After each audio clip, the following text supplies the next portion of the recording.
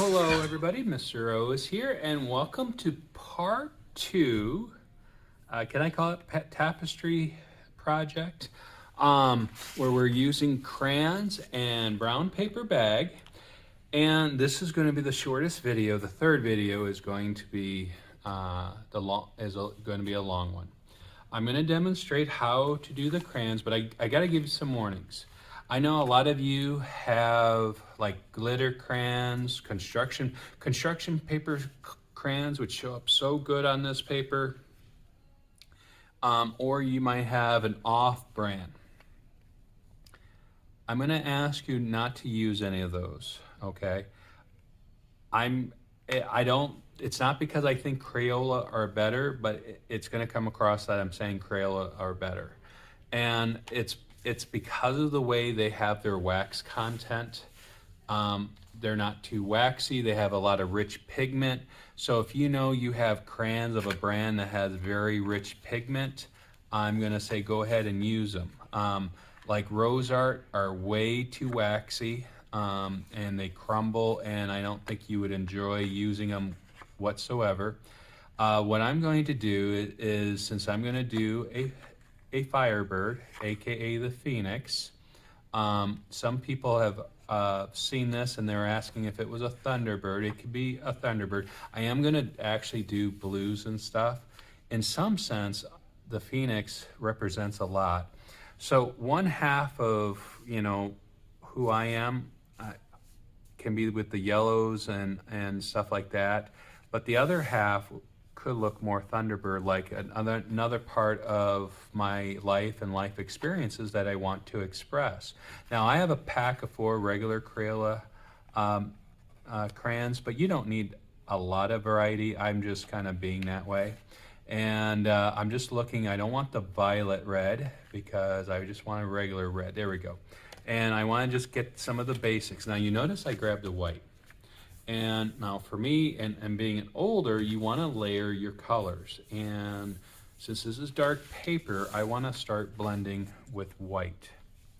And when I do that, you'll notice that it'll dull out because of the brown paper, but you push really hard. If you've ever done a crayon resist or scratch art in at any time in your life, in elementary school and middle school, you'll kind of know that that's how you're going to push down on the crayons. So to get the pigment to stay in the process, I know you may not totally understand the process. I need you to trust me, or at least wait till the third video and you can see what I'm going to do, and it's going to blow you away if you've never seen this process before. It's been one of my favorite. I know that I was forgetting to talk about in the last video. I said this is my favorite project in high school, and this is one of the few projects that my mother kept. So she kept that, and then when I went through college, I actually recreated it for my college show. And so I thought, well, if I'm going to do this another time, instead of picking a different creature, I'm going to stay with the Phoenix and show what I can do. And I'm probably going to start getting a little more white, because this is where I'm going to transition to blue, the blue side. So I'm not going to put this in time lapse because I'm just pressing hard on the crayon.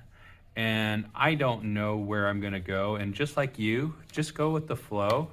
There's no wrong way of doing it. And can you use like the brown on the brown bag? Absolutely, because like I said, when you see what we do at the very end, and this is where I'm gonna start getting some red.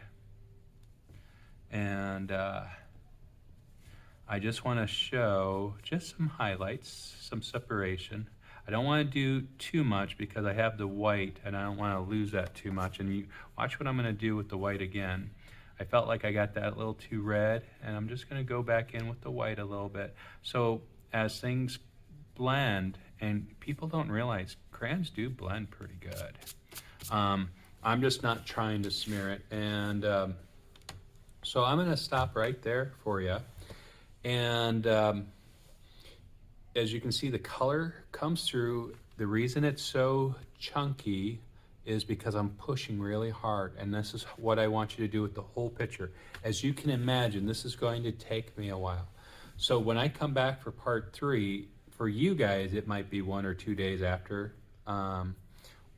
or like for me, it's going to be at least a week before I make the third part of the video.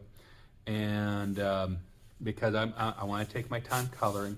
I haven't decided if I'm going to color behind the Phoenix or not, and that's a choice that you're going to need to make too. Is, you know, after you do your creature, are you wanting to just do a solid background?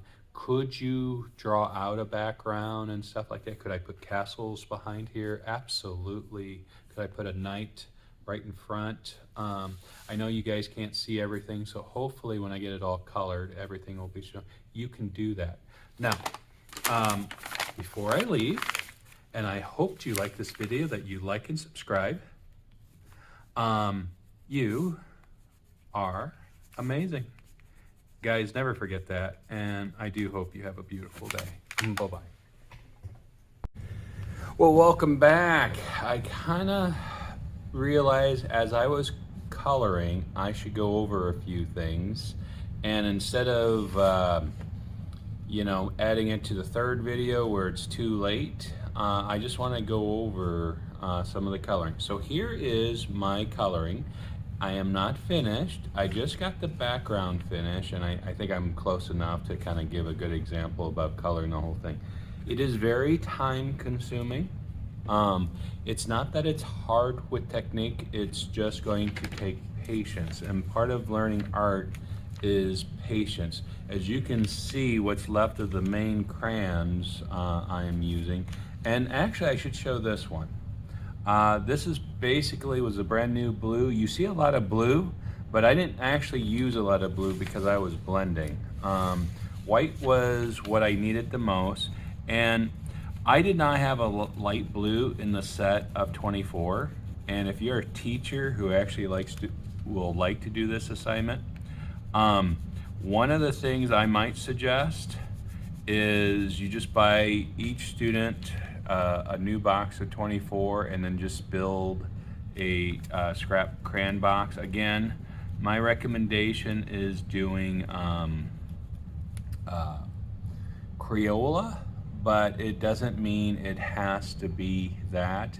And I do not know how like the glitter ones work. I know the construction paper ones aren't full of wax or too much wax, and I do not think they work very well, but we can experiment. Maybe I'll take this paper and make some splotches, and as I do the ironing of this one in the third part, I'll also do some of that with the experiment and see how those crayons turn out.